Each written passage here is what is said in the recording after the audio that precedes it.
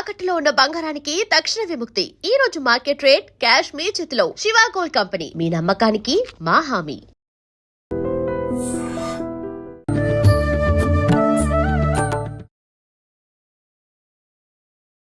Welcome to I dream. ధర్మ మార్గం with Vijitha కార్యక్రమానికి స్వాగతం. ప్రస్తుతం మనతో పాటు ఉన్నారు శ్రీ శ్రీ శ్రీ ఆనంద శివకామేశ్వరి సన్నిధానం వ్యవస్థాపకులు శివకామేశ్వరి ఆనందమయ్య అమ్మగారు. ఇప్పుడు వారితో మాట్లాడదాం. అమ్మ నమస్తే. శ్రీమాత్రే మహాతల్లి. అమ్మ, ఈ ఆడవారి నెలసరి విషయానికి వచ్చేసరికి రకరకాల విమర్శలు. అంటే వాళ్ళు పూజలకి, వ్రతాలకి, ఇలాంటి వాటికి దూరంగా ఉండాలి అని అంటే ఓకే, ఉండొచ్చు అనే భావన. అంటే ఎందుకు ఉండమంటున్నారు అనే విషయానికి వస్తే వాళ్ళ పరిస్థితి కొంచెం, అంటే అప్పుడు శారీరకంగా, మానసికంగా వాళ్ళు వీక్‌గా ఉంటారు కాబట్టి వాళ్ళకొక రెస్ట్ దొరకడం కోసమే పూజలకు, వ్రతాలకు దూరం ఉండాల్సిన అవసరం ఉంది అని ఎక్కడా చెప్పలేదు అని చెప్పి మాట్లాడే వాళ్ళున్నారు. లేదు అలా ఉండాలి అని చెప్పేవాళ్ళు ఉన్నారు. కొన్ని కొన్ని సందర్భాల్లో ఏమవుతుందంటే వీళ్ళు ఇలాంటి ఆ డేస్‌లో ఉన్నప్పుడు ఇంట్లో గూడా అసలు నిత్య దీపారాధన కూడా పనికిరాదు. అంటే మగవారు పూజ చేయొచ్చు అని ఇంట్లో పూజ చేయిస్తూ ఉంటారు వాళ్ళతో ఆ సమయంలో. కానీ వాళ్ళు గూడా చేయడానికి పనికిరాదు. ఎందుకంటే వీళ్ళు ఈ రకంగా ఉన్నారు కాబట్టి అని చెప్పి. అంటే ఎవరికి తోచింది వాళ్ళు మాట్లాడేస్తున్నారు. అసలేంటి వాస్తవం ఏంటమ్మా? నెలసరి సమయంలో స్త్రీలకు బదులుగా పురుషులు దీపారాధన చేయవచ్చా? మన సాంప్రదాయాన్ని గౌరవించి అయితే దీపం లేని ఇంట భోజనము చేయరాదు. ఇందులో రెండు ఉన్నాయి. శివలింగం లేని ఇంట్లో కానీ, దీపము లేని ఇంట కానీ భోజనము చేయరాదు. శివలింగం కూడా? శివుడు లేని ఇంట కానీ, దీపం లేని ఇంట కానీ భోజనం చేయరాదు అనేది ఒక నియమం ఉండేది. ఇక 3 రోజులు కూర్చునే అవస్థ పాటించగలిగితే చాలా మంచిది. ఎందుకు అంటే తనకి చాలా రెస్ట్‌గా ఉంటుంది. ఈ శరీరము నీళ్ళల్లో ఆ సమయంలో ఎక్కువ నానితే వాత సంబంధమైనటువంటి వ్యాధులు వచ్చేటటువంటి అవకాశం ఉంది. ఇవన్నీ ఆలోచించే మనకొక వ్యవస్థను ఏర్పాటు చేయడం జరిగింది. ఇక ఇప్పుడు ఉన్న పరిస్థితులను బట్టి కూర్చోలేనటువంటి పరిస్థితి కూడా ఉంది. అప్పుడు స్నానం చేసి అన్నీ ముట్టుకోకుండా, ప్రతీదీ వెళ్ళి ముట్టుకోకుండా, ఎందుకు అంటే నువ్వు ఒక క్లెన్సింగ్ ప్రాసెస్‌లో ఉన్నావు. ఈ క్లెన్సింగ్ ప్రాసెస్‌లో ఒక ఇంప్యూరిటీ, నీ శరీరంలో ఉండేటటువంటి చెడు వ్యర్థాలన్నీ కూడా బయటకు వెళ్ళిపోతూ ఉంటాయి కదా. అది చర్మగంధుల ద్వారా కూడా బయటకు వెళతాయి. సైంటిఫిక్ కదా ఇదంతా. ఇవి వెళ్ళినప్పుడు నువ్వు అన్నీ ముట్టుకుంటూ ఉంటే నీ ఇంప్యూరిటీ అంతా తగులుతూనే ఉంటుంది కదమ్మా. ఇక్కడ అది అసలు అది అంతే తప్ప అంటరానితనం కాదు. ఈ ఇంప్యూరిటీని నువ్వు ఇల్లంతా కూడా వ్యాప్తి చేయకుండా చక్కగా ఎంత కావాలో అంత అవసరమైనటువంటి సామాన్లు తీసుకుని వంట చేసుకుని భుజించడం అనేది ప్రస్తుత పరిస్థితుల్లో అందరూ చేస్తున్నటువంటిది. కానీ ఒక సందర్భంలో ఏంటి అంటే నెలసరి సమయంలో స్త్రీ వంట చేసి పెట్టి అది భుజించినప్పుడు ఆ భోజనం చేసిన తర్వాత దీపారాధన మాత్రం చేయకూడదు. చేయకూడదు. ఓకే. అప్పుడు పనికిరాదమ్మా. ఈ యజ్ఞోపవేతం ఉంటే అసలే పనికిరాదు. ఈ వీళ్ళు కూడా 3 రోజులు ఆవిడ వండిన ఆహారాన్ని భుజించినప్పుడు మళ్ళీ 4గో రోజు ఆవిడకి శుద్ధి అయిన తర్వాత 5వ రోజు వీళ్ళు కూడా యజ్ఞోపవేతం మార్చుకుని అప్పుడు పూజ చేసుకోవాలి తప్ప యజ్ఞోపవేతం ఉన్న వారికైతే పనికిరాదని నేను భావిస్తాను. ఎందుకంటే వాళ్ళు వండిన ఆహారాన్ని, ఎందుకంటే ఆ సమయంలో అక్కడ వాళ్ళు వండినది తినకూడదని కాదమ్మా, ఆ సమయంలో స్త్రీని బాధ పెట్టకూడదు. అందుకే ఆ సమయంలో వీరు వండిన భోజనం తింటే బ్రహ్మహత్యాపాతకం చుట్టుకుంటుంది అంటే అది స్త్రీ యొక్క తప్పు కాదు. స్త్రీ ఏదో పాపం చేస్తోందని కాదు. వాళ్ళకి ఆ సమయంలో రెస్ట్ ఇవ్వకుండా ఆ సమయంలో కూడా ఆహారం వండించి తింటున్నందుకు బ్రహ్మహత్యాపాతకం. ఇది గ్రహించవలసింది. మన శాస్త్రం చాలా సూక్ష్మమైనది. స్త్రీకి అడుగడుగునా విలువ ఇచ్చిందమ్మా. అందుకే ఏది మొదలుపెట్టినా ముందు ఏం చెప్పింది? మాతృదేవోభవ, తర్వాతే పితృదేవోభవ. అందుకే అమ్మ స్థానానికి అంత గొప్ప విలువనిచ్చినటువంటి ధర్మం నా హిందూ ధర్మం. ఇలా చూసుకుంటూ వెళితే ఒక్కొక్క దాంట్లో ఒక్కొక్క సూక్ష్మం. లేదు, చక్కగా ఆవిడ వండినటువంటి భోజనం చేయడం లేదు, ఈవిడ కలిసి ఉన్నా కూడా ఆవిడ వండినటువంటి భోజనం చేయడం లేదు, మీరు స్నానం చేసి చక్కగా పూజ చేసుకొనవచ్చు. చేసుకోవచ్చు. ఎలాంటి తప్పు లేదు. వండిన ఆహారం తింటేనే తప్పు. హ్మ్. అది కూడా ఎందుకో చెప్పాను, అది తప్పు కాదు. అవును. అవును. ఆ సమయంలో ఆవిడకి శ్రమ కలిగిస్తున్నందుకు వచ్చేటటువంటి దోషం. ఓకే. ఓకే. హ్మ్. ఆహా! అందుకని లేదు, చెప్పాను కదా, అవును. ఆహారం భుజించట్లేదు. భుజించట్లేదు. చక్కగా స్నానం చేసుకోమనండి, పూజ చేసుకోమనండి. లేదు తెల్లవారు రాత్రి భోంచేసేసి నిద్రపోతారుగా, అవును. పొద్దున్నే పొద్దున. చక్కగా తలారా స్నానం చేసేసుకోండి. పూజ గది మీరే శుభ్రం చేసుకోండి. హ్మ్. వీరు లేవకముందేనండి. వీరు ఆహా! నిద్ర లేవకముందే దీపారాధన కార్యక్రమం ముగించుకుని నివేదన చేసి ఆ తలుపు దగ్గరగా వేసేసి వచ్చేసేయండి బయటికి. ఓహ్! మరి వీరు లేచిన తర్వాత పూజ చేయడం అనేది కరెక్ట్ కాదు. చేయకూడదలా. చెప్పాను కదా, ఇప్పుడే ఒక క్లెన్సింగ్ ప్రాసెస్‌లో ఉన్నప్పుడు అవును. శుభ్రపడుతోంది మన శరీరం. హ్మ్. ఆ శరీరం శుభ్రపడుతున్నప్పుడు చాలా అవస్థలుంటాయి. హ్మ్. చూడండి, ఇల్లు శుభ్రం చేస్తున్నప్పుడు బోలెడు అదేమంటారు? దాన్ని ఉంటాయి కదమ్మా! బూజులు. బూజు. హ్మ్. ఇది కూడా అంతే. మన హ్మ్. లోపల నుంచి క్లెన్స్ అవుతోంది కదమ్మా! అవును. క్లెన్స్ అవుతున్నప్పుడు కొన్ని వ్యర్థాలు వస్తూ ఉంటాయి బయటికి. అందుకే కొద్ది కొద్దిగా దుర్వాసనలు రావడం ఇవన్నీ ఉంటాయి. అవును. ఈ క్రమంలో చేసుకోవాల్సినటువంటిది తేలికైన పద్ధతి ఇది. వారు హ్మ్. లేవక మునిపే ఆ గది శుభ్రం చేసుకోవాలి, పూజ చేసుకోవాలి, వచ్చేసేయాలి. హ్మ్. మళ్ళీ మరుసటి రోజు స్నానం చేసే వరకు కూడా అవేవి కూడా తాకడం గానీ, లోపలికి వెళ్ళడం గానీ చేయకూడదు. ఇప్పుడు కొన్ని కొన్ని సందర్భాల్లో అమ్మ కిచెను, పూజ రూము పక్కపక్కనే ఉంటుంటాయి. హ్మ్.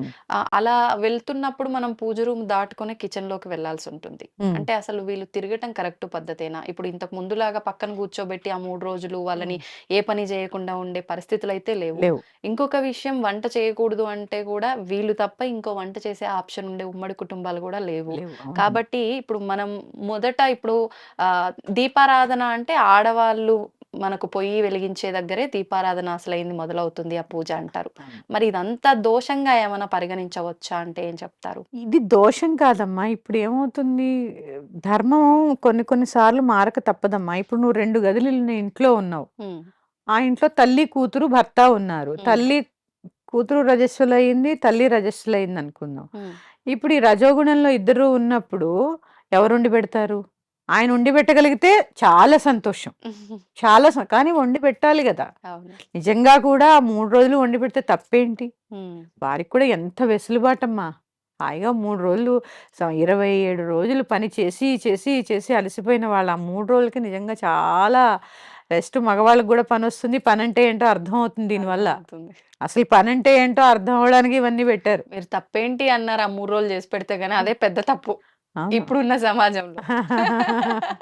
ఇప్పుడు అంటే ఆహ్, ఆడవాళ్ళంటే అన్నపూర్ణలే కాదనట్లేదు గానీ, ఆరోగ్యం బాలేనప్పుడో, ఇలాంటి సందర్భాలొచ్చినప్పుడో మగవాళ్ళు గనక వంట కార్యక్రమం తీసుకుంటే, వీళ్ళెందుకు కూర్చోరండి? ఇదెందుకు ఆలోచించట్లేదు? ఎంతసేపు స్త్రీనే ఎందుకంటారు? హ్మ్. ఆడవాళ్ళు కూర్చోలు, కలిపేస్తారు, ఇది చేస్తారు, అది ఆ! చేస్తారు అని ఎప్పుడూ స్త్రీనే మనం వేలెత్తి విమర్శిస్తాం. చూపిస్తూ ఉంటాం గానీ, ఆ కూర్చునే వెసులుబాటు ఇంట్లో ఎవరు కల్పించు. కల్పిస్తున్నారు? అవును. అటు అత్తమామలు గాని, ఇటు భర్త కానీ, హ్మ్. కొంచెం ఆ 3 రోజులు వాళ్ళు చేస్తే వీళ్ళెందుకు కూర్చోరు?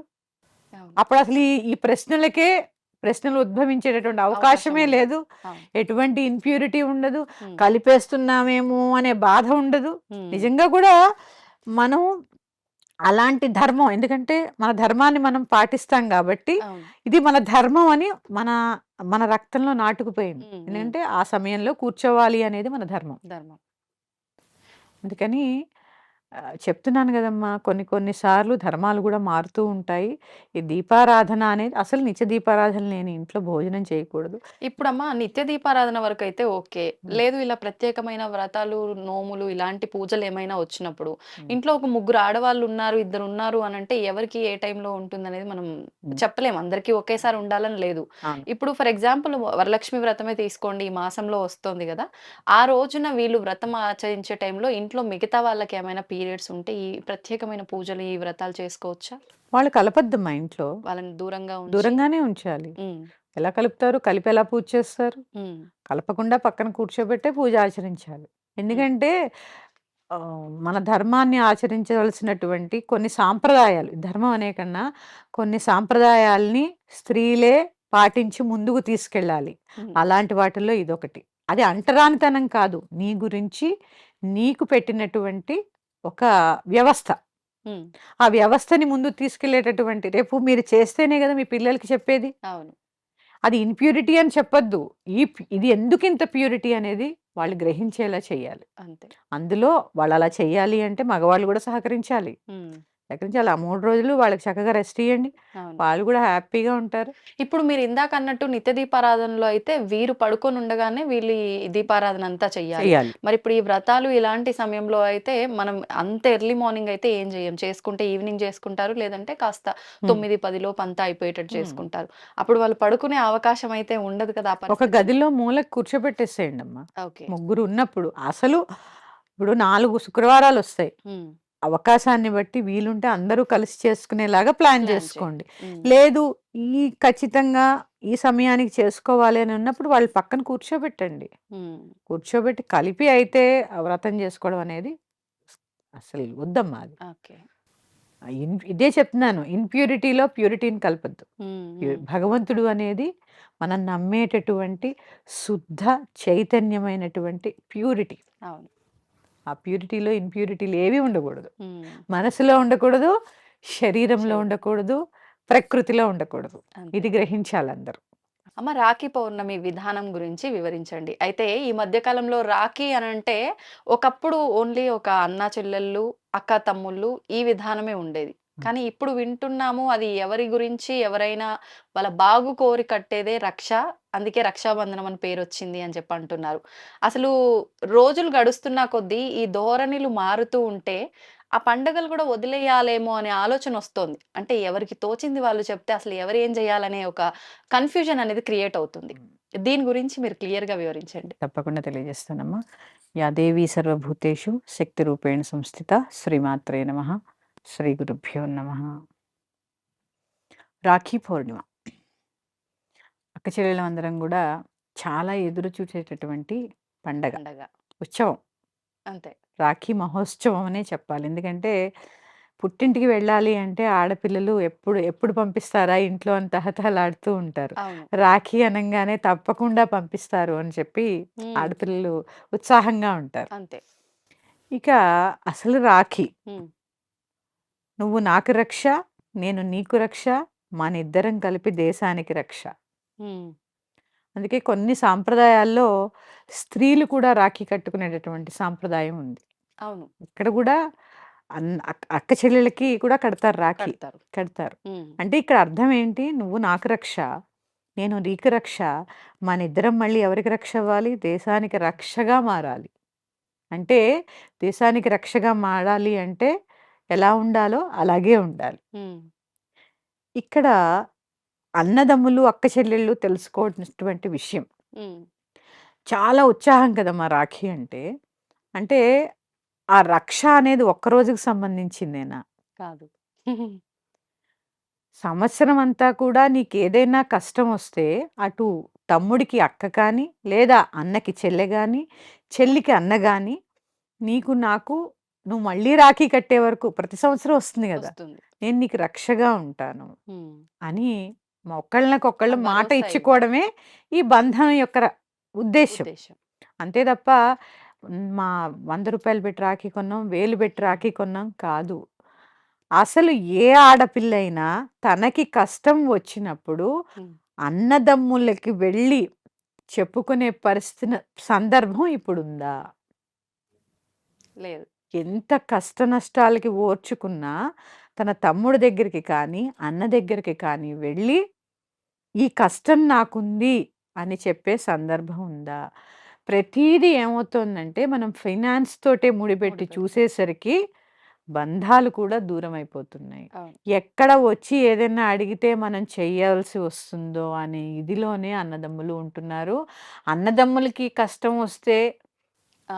సందర్భాల్లో అక్క చెల్లెళ్ళు దూరం వెళ్ళిపోయే వాళ్ళు గూడా ఉన్నారు. ఉన్నారు. అంతా కమర్షియల్ అయిపోయినాయి. అయిపోయింది. హ్మ్. ఇక్కడ అనుబంధాలకి తావెక్కడుంటోంది? అంటే రక్షాబంధనం అంటే హ్మ్. సంవత్సరానికి ఒక్కరోజు మాత్రమే బంధాలు గుర్తొస్తాయా? హ్మ్. అంటే ఉత్తప్పుడు గుర్తురావా?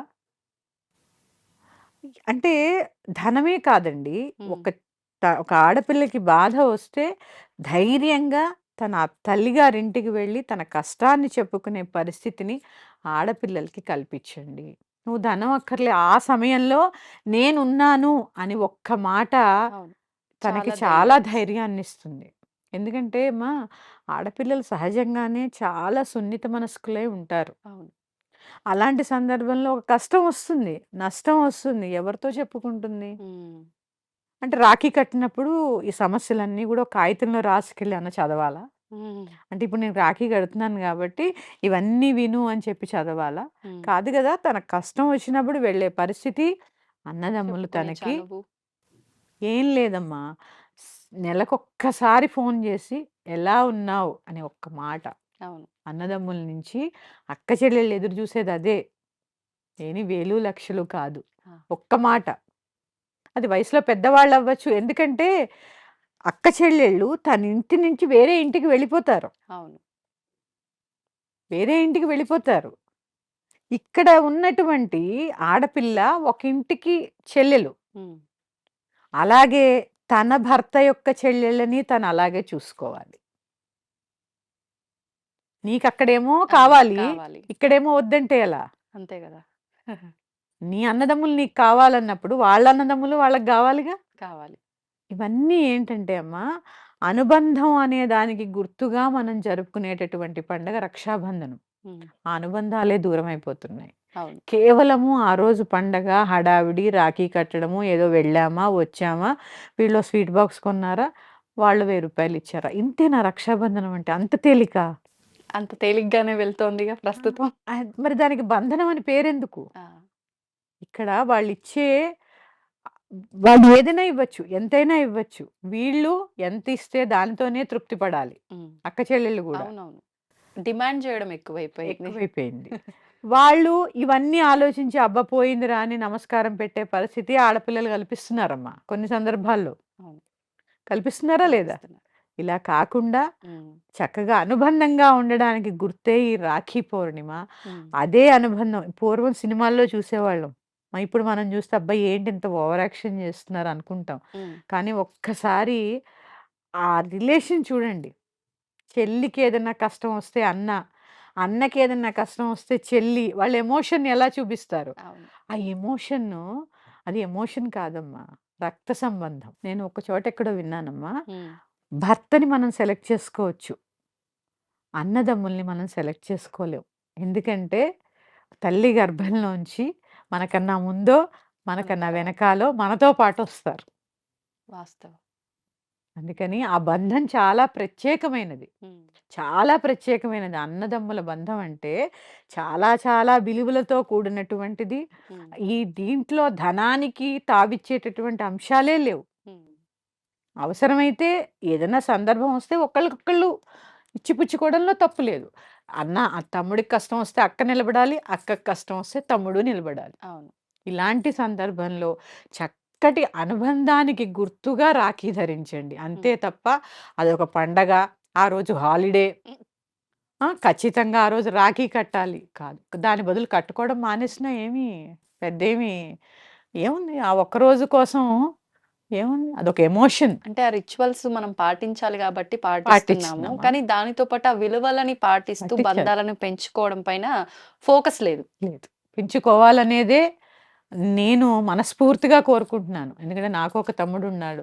చక్కగా వాడెప్పుడు 10 కాలాల పాటు చల్లగా ఉండాలని నేనెప్పుడూ కోరుకుంటాను. వాడు అలాగే కోరుకుంటాడు. ఆ హ్మ్. బంధం ఎప్పుడూ అలాగే నిలబడాలని మనస్ఫూర్తిగా కోరుకుంటూ, ఆ అమ్మవారి ఆశీస్సులు అన్నదమ్ముల మీద, అక్క చెల్లెళ్ళ మీద మెండుగా ఉండాలని కోరుకుంటూ, ఓకే. మరొక్క అంశంతో మీ ముందుకొస్తాను. శ్రీమాత్రే నమః. స్వస్తి. ధన్యవాదాలమ్మా. దీన్ని తవ్వండి. తవ్వుతూనే శివలింగం. పరమాత్మకు జీవా సరే దాన్ని అట్లా కప్పేసేయండి, చూపించదండి. Krishna is there. మూర్తి పూజ కాదు, సాక్షాత్ బ్రజేంద్ర నందన భగవాన్ ఉన్నారు మూర్తిలో. ఏమీ ఆశించకుండా ఆరాధించే వాళ్ళు కూడా ఉన్నారా ప్రభుజీ? నిజమైన భక్తి అంటే మనకు తెలియదు కాబట్టి